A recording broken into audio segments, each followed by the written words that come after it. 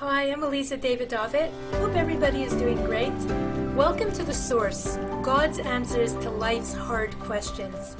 And my question for you today is, are you alive? In the Torah, God presents a choice to the Jewish nation. He says, I put before you today good and life, evil and death. Choose life. What type of choice is that? How many of us would really choose death? But the answer is not so simple. Because if we would examine our own lives with honest scrutiny, we would realize that many of us are living lives that contribute more to death than to life. How many of us are in toxic relationships, have toxic diets, toxic habits? How many of us are not committing suicide but killing ourselves by 1,000 cuts? There's a clue as to whether we are living a life that's more dead than alive. And that is, if you find yourself saying, I love my life, or I hate my life, then you are more dead than alive. Who loves their life? Who loves their life? Somebody who is contributing only to their own well-being. They have a golf game, they have a tennis match, they have a card game, they're watching every Netflix series. Their life is just about pleasing themselves. No stress. But that's not what life is for. That's not why you're on this planet. You're on the go, but you're not on the grow. And you're here to grow. And you're here to help everyone grow with you. Life is about getting down in the dirt and bringing up humanity. Ari Fuld, who was killed by a terrorist in Israel, he said, if your life is easy, then you are doing it wrong. It's not meant to be easy. It's not meant to be card games. What are you going to look back on at the end of all that? How many rounds of golf you had? That you raised kids? Great, wonderful. What did you teach those kids? How many of those kids are going to perpetuate Judaism? You are not here just for yourself. What you do affects me, and what I do affects you. We are all here to raise up the world. If you love your life, you are doing something wrong. Now, most people will say, okay, this is where I'm turned off. Don't give me a whole speech about the Torah, that I have to keep the Torah and make the world a better place. If I sin, it doesn't make a difference. You do your thing and I'll do my thing. It's amazing how the Torah could just close down a conversation. And yet, when a politician like Obama says, elections have consequences, we believe him. We vote. It has a consequence. When scientists say the butterfly effect, a butterfly flaps his wing, and there's a tornado somewhere else. We believe it. It's a scientist. When physicists say in quantum physics that you just look at a particle and you change it, we believe it. We looked, changed it. But when I say to you that the Torah told you all of this 3,000 years ago, that what you do makes a difference in this world, you don't want to believe because you don't want to do anything about it, because you're busy loving your life. There's a lot to love in the Torah, but we don't like rules.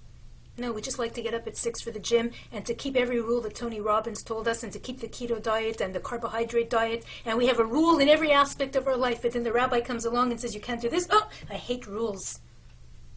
Really?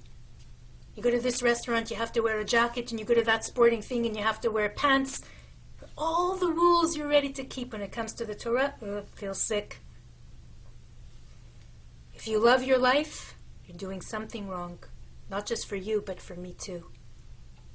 Oh, and then there's the one who hates his life. Hates his life.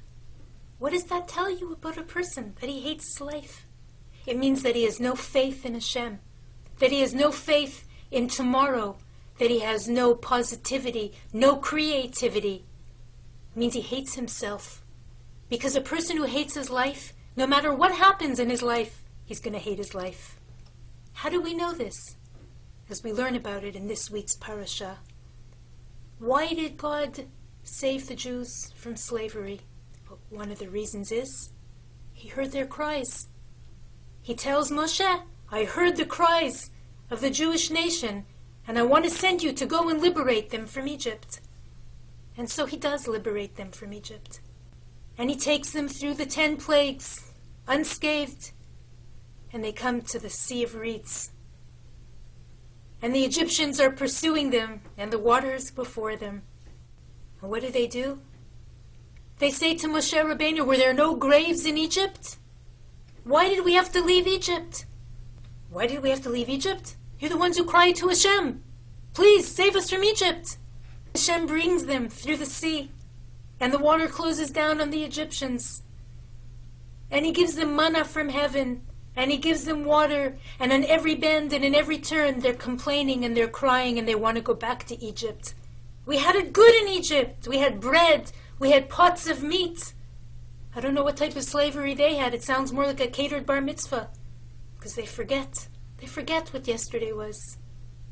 And they have no vision as to what tomorrow could be. Because they just hate their life. And what do we learn from both people, those who love and those who hate? We learn that we have to have faith in Hashem. And that we have to believe that the road that He puts us upon is a road that we have to better ourselves and better the road with us. And those we meet along the way, the Jews are a light among the nations. That means you have to behave like the light. God didn't make you that you should blend in. He made you to stand out. A light among the nations. But we have to have faith. We have to throw our hands up to Hashem and say, you know what, this is all yours. You lead, I will follow. And the Israelites didn't know how to do that. And they said to Moshe Rabbeinu, is God with us or not? Is God with us or not? Did you not just see the 10 plagues? Did you not just see the Egyptians drown in the sea? Did you not see the frogs, the locusts, the blood? Is God with us? So what does God do? The second that the Jews express a lack of faith, is God with us? God sends Amalek. The nation, the first nation that would attack Israel as they exit Egypt. Amalek is not just a physical enemy. It's a spiritual enemy. One that will attack the Jews at all time. And what will it attack us with? Doubt. When we want to believe in God, but we're fearful, so we do everything that we shouldn't, because what's sure is sure.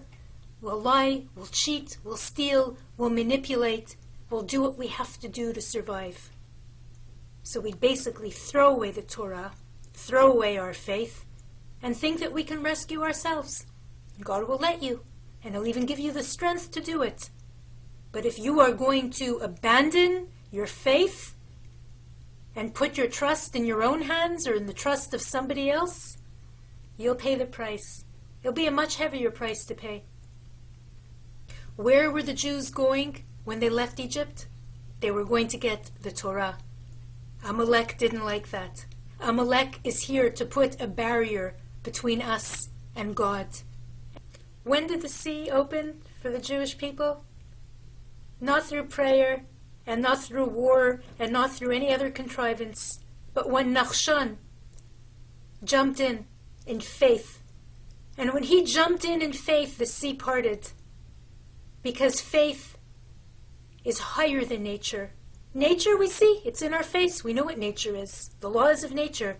But when you have faith, you are above the laws of nature. When Moses' Egyptian mother saw the basket, it tells us in the Torah that she reached out for him. But her arm wasn't long enough to reach, and she surely knew it. But nonetheless, she reached out, and she had faith, and Hashem lengthened her hand so that she could bring the baby in. First act, have faith. Live.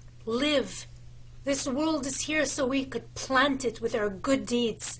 We have a mission to do, and the time is so short. If coronavirus didn't help you redirect your priorities, I don't know what else in this lifetime can. Don't hate your life, don't love your life, but live your life and choose life.